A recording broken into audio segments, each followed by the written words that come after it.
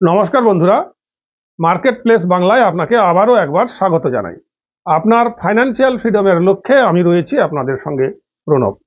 আজকে না একটা ভারী ইন্টারেস্টিং সুইং স্ট্র্যাটেজি শেয়ার করতে চলেছি। এই স্ট্র্যাটেজিটা আমি ব্যবহার করি এবং এই স্ট্র্যাটেজি ব্যবহার করে ভালো অর্থ উপার্জন করেছি শেয়ার বাজার থেকে। তো বন্ধুরা, ভিডিওটা খুবই ইন্টারেস্টিং হতে চলেছে, আপনারা শেষ পর্যন্ত দেখুন। আশা করছি সুইং স্ট্র্যাটেজির সবচেয়ে সেরা স্ট্র্যাটেজি এটা হতে চলেছে, কারণ এই স্ট্র্যাটেজির সাকসেস রেট 95%। হ্যাঁ, ঠিক শুনেছেন, 95% ক্ষেত্রে এই স্ট্র্যাটেজি থেকে প্রফিট আসবে। কেবলমাত্র 5% ক্ষেত্রে আপনার স্টপ লস হিট হয়ে যেতে পারে। একটু শেষ পর্যন্ত দেখবেন, টেনে টেনে দেখবেন না, তাহলে কিন্তু স্ট্র্যাটেজিটা আপনাদের বুঝতে অসুবিধে হবে। এই স্ট্র্যাটেজিটা মূলত মান্থলি বেসিসে আমরা করব, অর্থাৎ মাসের প্রথমে এন্ট্রি নেব, মাসের শেষে এক্সিট করব। এই স্ট্র্যাটেজিটা সাজানো হয়েছে মান্থলি সুইং ট্রেডিং করার জন্য, পিওর মান্থলি। মাসের প্রথমে আমরা এন্ট্রি নেব, মাসের শেষে আমরা এক্সিট করব। এটা পিওর মান্থলি স্ট্র্যাটেজি। তো কি করব আমরা, এই স্ট্র্যাটেজিটা কিভাবে করব না, একটা ইন্ডিকেটর আমাদের অ্যাড করতে হবে। সেটা কি? সেটা হচ্ছে মুভিং অ্যাভারেজ। এই ইন্ডিকেটরটা আপনি যখন কোনো স্টকে এন্ট্রি নেবেন বা যে কোনো জায়গায় আমরা যখন অ্যানালিসিস করব, তখন এই ইন্ডিকেটরটা এন্ট্রি করে আমরা স্ট্র্যাটেজিটাকে তৈরি করব। দেখাবো, আমি স্ক্রিনে ব্যাক টেস্টেড করেও দেখাবো এই স্ট্র্যাটেজিটা। সেখানে আমি মুভিং অ্যাভারেজকে অ্যাড করে আপনাদের দেখাবো। আর কি চাই না, একটা বাউন্সিং মার্কেট চাই। কিরকম বাউন্সিং মার্কেট বন্ধুরা? এটা যেহেতু আমি বলছিলাম না 95% সাকসেস রেট, তার কারণ হচ্ছে আমরা বাউন্সিং এ এন্ট্রি নেব। কিরকম না, মার্কেটে মাসের শেষের দিকে, আপনারা অনেকেই জানেন, অনেকে জানেন না, যারা জানেন তাদের বুঝতে আরো সুবিধে হবে। মাসের শেষের দিকে যখন এক্সপায়ারি এসে যায়, অপশন এক্সপায়ারি এসে যায়, তারপরে একটা বাউন্সিং আছে। সেই সময় আমরা ক্যাচ করব যে বাউন্সিংটা কোন দিকে হয়েছে, বাউন্সিংটা আপের দিকে নিল নাকি ডাউনের দিকে নিল। যদি বাউন্সিংটা আপের দিকে নেয়, তাহলে আমরা প্ল্যানিং করব আপ সাইডের জন্য, অর্থাৎ বাই সাইড এন্ট্রি নেব।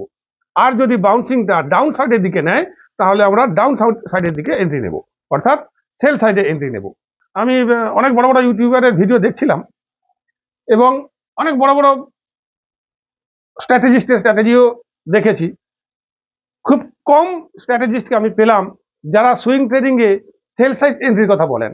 সকলেই বলেন দেখি বাই, সবসময় খালি বাই, সেলটাকে তারা অ্যাভয়েড করে গেছেন। কিন্তু বন্ধুরা, সেল সাইড এন্ট্রি থেকেই সবচেয়ে বেশি প্রফিট আছে, কারণ মার্কেট যখন ডাউনে যায় তখন দুমদুম করে নিচে যায়। আমি আগে একবার বলেছিলাম, আমাদের রাকেশ ঝুনঝুনওয়ালার একটা সাক্ষাৎকার আমি দেখেছিলাম, ওখানে উনি বলেছেন যে আমার যত কামাই হয়েছে তার মধ্যে আমি বেশিরভাগ পয়সা কামিয়েছি শেয়ার কো বেচ বেচকে। সাক্ষাৎকারে তিনি বলেছিলেন, অর্থাৎ সেল করে। তো সেল সাইড এন্ট্রিতে কিন্তু অধিক প্রফিট আছে। তাই আমরা দুদিকের বাউন্সিংকেই এখানে দেখবো। আপসাইড বাউন্সিংও আমাদের র্যাডারে থাকবে, ডাউন সাইড বাউন্সিংও আমাদের র্যাডারে থাকবে। আর মার্কেট যখন বাউন্স মারে তখন কিন্তু অনেকটা যায়, সেটা যেদিকেই হোক না কেন। তাই আমরা একটা বাউন্সিং মার্কেট দেখবো, এবং সেই বাউন্সিংটা যেন মাসের শেষের দিকে এক্সপায়ারি হয়ে যাওয়ার পরে অথবা মাসের একদম প্রথমের দিকে সেই বাউন্সিংটা যেন আমরা দেখতে পাই। বন্ধুরা, একটা কথা এখানে বলে রাখি, একটা রিকোয়েস্ট আপনাদেরকে করব। একটা স্ট্র্যাটেজি সাজাতে দীর্ঘদিনের অভিজ্ঞতা লাগে, দীর্ঘ সময় ব্যয় করে স্ট্র্যাটেজিটা সেট করতে হয়। যেই স্ট্র্যাটেজিটায় আমি ট্রেড নিই এবং রেগুলার প্রফিট করি, সেই স্ট্র্যাটেজি তৈরি করতে বিরাট একটা ব্যাকের পরিশ্রম থাকে। সেই জন্য আপনাদের একটা রিকোয়েস্ট করব, অন্তত ভালো লাগবে যদি আপনারা একটু লাইক করেন আর শেয়ার করেন, সাবস্ক্রাইব করে রাখবেন ভবিষ্যতে এরকম ধরনের স্ট্র্যাটেজি আরো পাওয়ার জন্য। এটুকু অনুরোধ আপনাদেরকে করতে পারি।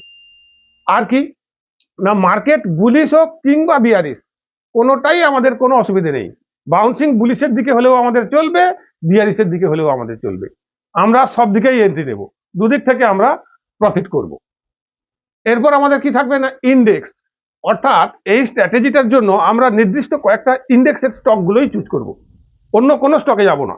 টোটাল 3,500-এর বেশি স্টক আছে আমাদের ইন্ডিয়ান মার্কেটে, কিন্তু সব স্টকে আমরা কাজ করতে যাব না। আমরা প্রচলিত যে ইন্ডেক্সগুলো আছে, সেই ইন্ডেক্সের অন্তর্গত যে স্টকগুলো আছে সেগুলোতেই কাজ করব। কারণটা হচ্ছে, সেটা বলছি একটু পরে, শেষ পর্যন্ত দেখুন, আমি পরের দিকে সব বলছি, লজিকটাও বলবো। কিছু আমার দর্শকেরা প্রশ্ন করেন যে স্যার আপনি তো স্ট্র্যাটেজি দেন যে এই হলে এই হবে, এই হলে ওই হবে, কিন্তু তার লজিকটা কোথায় সেটা তো আপনি বলেন না। এখানে বলে রাখা ভালো, আমরা যখন ছোটবেলায় a+b হোল স্কয়ার শিখেছিলাম, তখন আমাদের সূত্র মুখস্থ করানো হয়েছিল। A plus B whole square equal to A square plus 2ab plus B square. কিন্তু এটা কেন হচ্ছে, কিভাবে হচ্ছে, সেটা আমাদের শেখানো হয়নি। আমাদেরকে মুখস্থ করানো হয়েছিল, আমরা মুখস্থই করেছিলাম এবং সেইটা পুট করে অঙ্কে পুট করে দিয়ে আমরা অঙ্কগুলো করেছি। তো স্ট্র্যাটেজিও সেম জিনিস, সূত্রগুলো আমি বলছি সেইটা পুট করে আপনারা ট্রেড করবেন, কিন্তু লজিক আছে। তো সেই লজিকটা অনেকে জানতে চান। যেমন এ প্লাস বি হোল স্কোয়ারের সূত্র যেটা, তার লজিকটা কি না, আমরা জানি স্কোয়ার, স্কোয়ার কথার অর্থ হচ্ছে যতকে তত দ্বারা গুণ। 4 স্কোয়ার মানে 4 গুণিতক 4, 4কে 4 দিয়ে গুণ করলে 4 4 16, স্কোয়ারের অর্থ হচ্ছে এইটা। তাহলে এ প্লাস বি হোল স্কোয়ার যদি হয়, এ প্লাস বি কে এ প্লাস বি দ্বারা গুণ করলে যেটা পাওয়া যাবে সেটাই তো তার সূত্র, সেটাই আমরা জানি, A square plus 2ab plus B square, এটাই লজিক। সেরকমই এই স্ট্র্যাটেজিটার ক্ষেত্রে এরকম কেন হলো তার লজিকটাও আজকে আমি বলবো। আচ্ছা, তাহলে এখানে বললাম কি না, ইন্ডেক্সের প্রচলিত ইন্ডেক্স বলতে যেগুলো হচ্ছে Nifty, Nifty next 50, mid cap Nifty, small cap Nifty, আর আপনার bank Nifty, fin Nifty, Nifty next 50, এই ইন্ডেক্সগুলোর ভেতরে যে স্টকগুলো আছে সেগুলোতে আমরা এন্ট্রি নেব। আর কি না, ওই স্টকগুলো যেন ফিউচার অ্যান্ড অপশনসের অন্তর্গত হয়। ফিউচার অ্যান্ড অপশনসের বাইরে যে স্টকগুলো আছে সেক্ষেত্রে কিন্তু এই মান্থলি স্ট্র্যাটেজি কাজ করবে না। শুধুমাত্র আমরা টার্গেট করব সেই স্টকগুলোকে যেগুলো ফিউচার অ্যান্ড অপশনের অন্তর্গত স্টক, অর্থাৎ যে স্টকগুলোতে ফিউচার অ্যান্ড অপশনসের ট্রেডিং হয়। এবারে আমরা কি করব না, মিক্স অ্যান্ড ম্যাচ। এই মিক্স অ্যান্ড ম্যাচ কথার অর্থ হচ্ছে এই ক্ষেত্রে আমরা কি করব না, দেখুন আমি বারবার বলি, আজকেও আবার বলছি, যে কোনো সময় আমরা একটা স্টকে এন্ট্রি নেব না, ক্যাপিটালটাকে আমরা মিনিমাম 5টা স্টকে ডাইভার্সিফাই করব। কারণ ডিম কোনো সময় একটা ঝুড়িতে রাখতে নেই, ঝুড়িতে পড়ে গেলে সবগুলো ডিম ফেটে যাবে। তাই আমরা 5টা ঝুড়িতে ভাগ করব স্টকগুলোকে, অর্থাৎ কমপক্ষে 5টা স্টকে আমরা এন্ট্রি নেব। এবং সেই স্টকগুলো কিরকম হবে না, ইন্ডেক্স, যতগুলো ইন্ডেক্স আছে চেষ্টা করবো আমরা 5টা ইন্ডেক্স থেকে 5টা স্টক নেব, সব রকম ইন্ডেক্স থেকে নেব। এবারে আমরা কি করব, যে 5টা স্টক আমরা নেব, 5টা থেকে 10টা, ম্যাক্সিমাম 10টা, মিনিমাম 5টা নিতেই হবে। 10-এর বেশিও আপনি করতে পারেন, কোনো ব্যাপার নেই, ক্যাপিটাল বেশি থাকলে, না হলে আপনার ব্রোকারেজটা একটু বেশি চলে যাবে। তো এখানে আমরা ইন্ডেক্স থেকে নিলাম, সমস্ত ইন্ডেক্স থেকে নেব 5টা, বিভিন্ন ইন্ডেক্স থেকে 5টা নিলে 5 রকম ইন্ডেক্স থেকে নেব। আর কি না, বিভিন্ন সেক্টরে ভাগ করবো, অর্থাৎ আইটি থেকে নেব একটা, আপনার ধরুন কনজিউমার গুডস থেকে একটা নেব, আর কি না ফার্মা থেকে একটা নেব, এরকম এরকম আরো যতগুলো সেক্টর আছে, অটো থেকে নেব, এইভাবে যতগুলো সেক্টর আছে চেষ্টা করব আমরা 5টা সেক্টর থেকে নেব। এইভাবে মিক্স অ্যান্ড ম্যাচ করব, অর্থাৎ সমস্ত ইন্ডেক্স গুলো কভার হবে, সেখান থেকে যে 5টা ইন্ডেক্স থেকে 5টা নেব, এবং সেই স্টকগুলো যেন এই 5টা ক্রাইটেরিয়া মেনটেন করে যে বিভিন্ন সেক্টরের হয়। হয়ে গেল, এটা হচ্ছে মিক্স অ্যান্ড ম্যাচ। এবারে লজিকটা পরে আসছি, আর ব্যাক টেস্টিং করে ও লাইভ মার্কেট আমি দেখাবো। এবারে এক্সিট আমরা কখন করব, মাসের শেষে। আমি বলেছিলাম মাসের প্রথমে এন্ট্রি নেব, মাসের শেষে এক্সিট করব। আচ্ছা, এখানে একটু বলে দিই, মাসের প্রথমে এন্ট্রি বলতে আমরা কি করব, মাসের 5 তারিখ আমাদের লাস্ট ডেট, 5 তারিখের মধ্যেই আমরা এন্ট্রি নেব, তারপরে নেব না।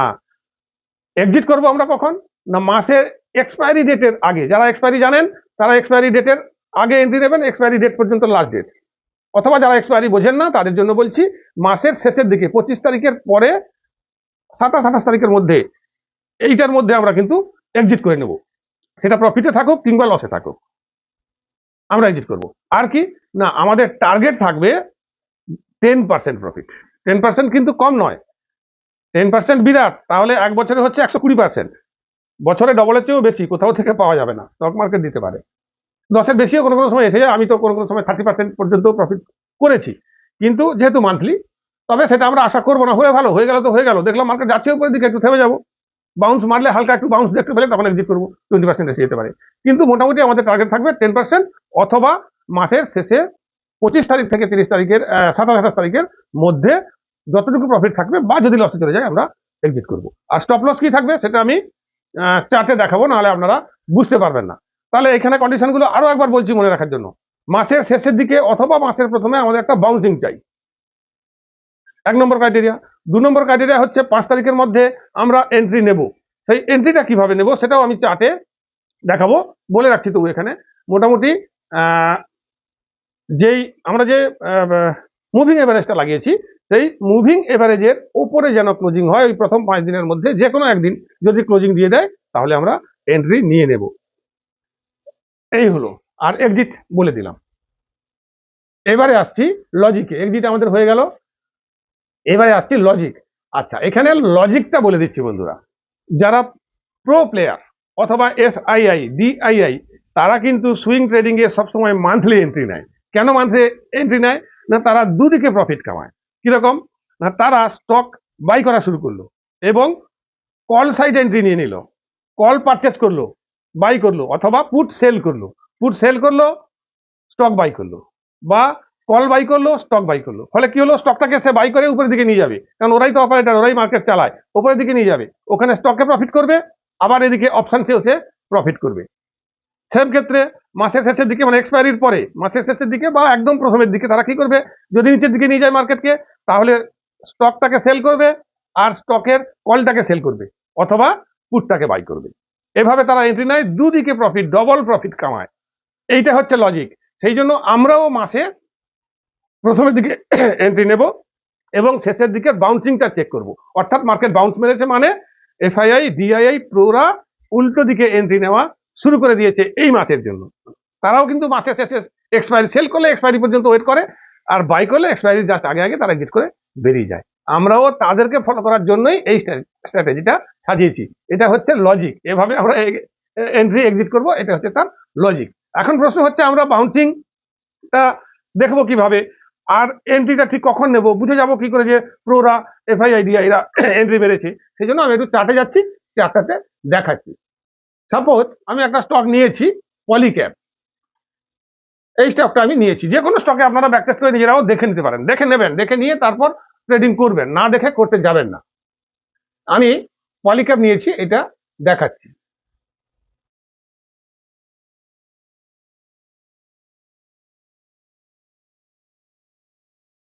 আচ্ছা, এখানে দেখুন বন্ধুরা, আমি বলেছি মান্থলি আমরা এন্ট্রি নেব মাসের প্রথমের দিকে, তার আগে একটা বাউন্সিং চাই, শেষের দিকে অথবা প্রথমের দিকে বাউন্সিং চাই। এটা মার্চ মাস। আচ্ছা, তার আগে বলে দিই, সরি এখানে ছেড়ে গেলাম, এই যে মুভিং অ্যাভারেজটা আমরা অ্যাপ্লাই করেছি, এখানে ইন্ডিকেটারে আমরা লাগিয়েছি মুভিং অ্যাভারেজ, ঠিক আছে, লাগিয়েছি।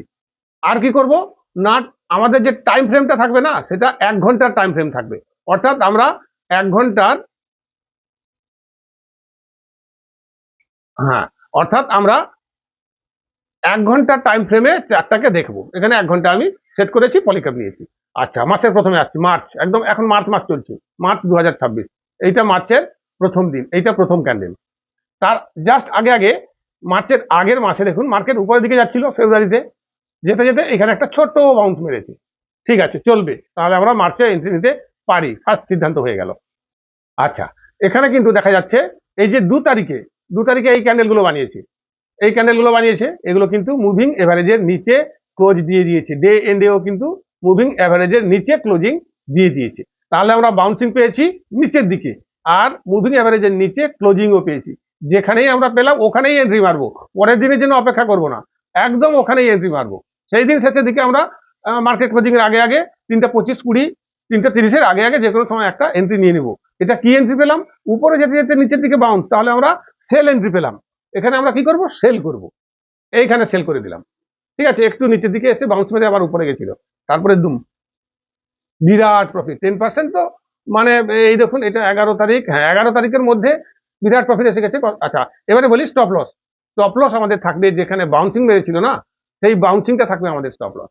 তাহলে দেখুন কতটুকু স্টপ লস, এই সামান্য একটু স্টপ লস, এই বাউন্সিংটা আমাদের স্টপ লস, এই পয়েন্টটা। কত বড় প্রফিট এসছে, কত আমি দেখাচ্ছি। সাপোজ আমরা যদি এখানে একদম নিচে এন্ট্রি নিই, সাপোজ আমরা একদম নিচে এন্ট্রি নিতে পারলাম, তাহলে 8,550, 8,550 এন্ট্রি পেয়েছি। 11 তারিখ পর্যন্ত কতটা এসছে, 7,300, 400, 7,400। তাহলে 8,500 না কত দেখলাম, হ্যাঁ 8,500 থেকে 7,300, তাহলে আমরা পেয়েছি 1200 পয়েন্টের মুভমেন্ট এই কদিনে। অর্থাৎ 1200 পয়েন্ট মানে যদি এটা চলছিল এখানে, যদি 8,500 হয়, তাহলে 850 পয়েন্টের 10%, 850 পয়েন্ট, সেটাকে আমরা 1200 উপরে পেয়েছি। অর্থাৎ আমাদের 15% প্রফিট এসে গেছে। আর একটা মাসে দেখি, দুটো মাসে দেখাবো। আচ্ছা, ফেব্রুয়ারি, এখানে কি হয়েছে, মোটামুটি ডাউন ট্রেন্ড ছিল জানুয়ারি মাসে, ফেব্রুয়ারিতে আমরা এন্ট্রি নেব। ফেব্রুয়ারিতেও শুরুর দিকে ডাউন ট্রেন্ড 2 তারিখ পর্যন্ত, 2 তারিখেই, হ্যাঁ 2 তারিখেই বাউন্স মেরে ক্লোজিং দিয়ে দিয়েছি।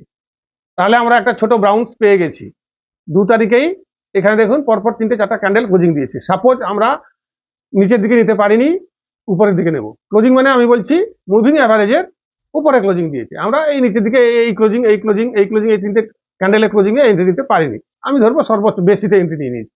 এন্ট্রি কোথায় নেবো? বাই সাইড, কারণ নিচের দিক থেকে উপরে দিয়েছে বাউন্সটা, এন্ট্রি নিলাম। কতটা এন্ট্রি পাচ্ছি আমরা? 7,000, 7,000 ধরছি, 7,000-এ আমরা এন্ট্রি পেয়েছি। এবারে দেখুন ম্যাজিকটা কোথায় গেছে। মাসের শেষ পর্যন্ত আমরা চেক করবো বলেছিলাম, এই যে 25 তারিখ, 26 তারিখ, 27 তারিখ, এই যে কোথায় গেছে মার্কেট, কত এটা? 8,686। আমি 86 বার ছেড়ে দিলাম, 8,600, 8,600 এন্ট্রি নিয়েছিলাম আমরা 7,000, তাহলে 1,600 পয়েন্ট, 1,600 পয়েন্ট, 7 দুগুণে 14, 20%-এর বেশি প্রফিট এসে গেছে। আর কি চাই? এরকম প্রত্যেকটা মাসে মাসে আপনারা যে কোনো স্টক নিয়ে চেক করে দেখুন, প্রত্যেক মাসে কিন্তু এন্ট্রি পাওয়া যাবে না, কারণ বাউন্সিংটা প্রত্যেক মাসে সমস্ত স্টকে থাকে না। যে যে স্টকগুলোতে বাউন্সিং পাবো সেখানে আমরা এন্ট্রি নেবো, নাহলে এন্ট্রি নেবো না। এটা হচ্ছে সিম্পল ব্যাপার। আশা করছি বিষয়টা বোঝা গেল। রেস্ট্রিকশন, কিছু রেস্ট্রিকশন আছে, এগুলো কিন্তু ফলো করতে হবে, কারণ সব কিছু কিছু ক্ষেত্রে সবসময় আমি বলি রেস্ট্রিকশন মেনটেন না করলে কিন্তু আপনার লস হয়ে যাবে। আসছি রেস্ট্রিকশনসে, তার আগে একটা কথা বলে দিই, আপনারা যারা ব্রোকারের কাছ থেকে প্রতারিত হচ্ছেন, আপনার ব্রোকারেজ প্রচুর কাটছে অথবা হিডেন চার্জ কেটে নিচ্ছে, কিংবা আপনি যেখানে ট্রেডিং করছেন তার ইন্টারফেসটা ভালো লাগছে না, বিশেষ করে সুপার ফাস্ট নয়, তাহলে আমি আপনাদের রিকোয়েস্ট করবো একবার অ্যালাইস ব্লু ট্রাই করে দেখতে পারেন। আশা করছি আপনি খুশি হয়ে যাবেন। কোনো চার্জ নেই, অ্যাকাউন্ট ওপেনিং এর জন্য কোনো চার্জ নেই, শুধু ট্রেডিং করবেন, ব্রোকারেজ দেবেন। এই গেল। আর 2 নম্বর হচ্ছে আমার একটা টেলিগ্রাম চ্যানেল আছে, সেই টেলিগ্রাম চ্যানেলে আমি ফিউচার অ্যান্ড অপশনসের উপরে রোজ একটা করে ট্রেড দিই। আশা করব আপনারা ওখানে জয়েন করবেন, ফ্রি অফ কস্ট একটা ট্রেড পাবেন। আসছে রেস্ট্রিকশনসে। আচ্ছা, তো বন্ধুরা এই স্ট্র্যাটেজিটাতে, অন্যান্য স্ট্র্যাটেজিতে যেমন আমি 4-5টা রেস্ট্রিকশনস দিই, এখানে কিন্তু অত রেস্ট্রিকশনস নেই। এখানে শুধু একটা রেস্ট্রিকশন থাকবে, ইভেন্ট ডেতে চলবে। কোনো স্ট্র্যাটেজিতে ইভেন্ট ডেতে কাজ করে না।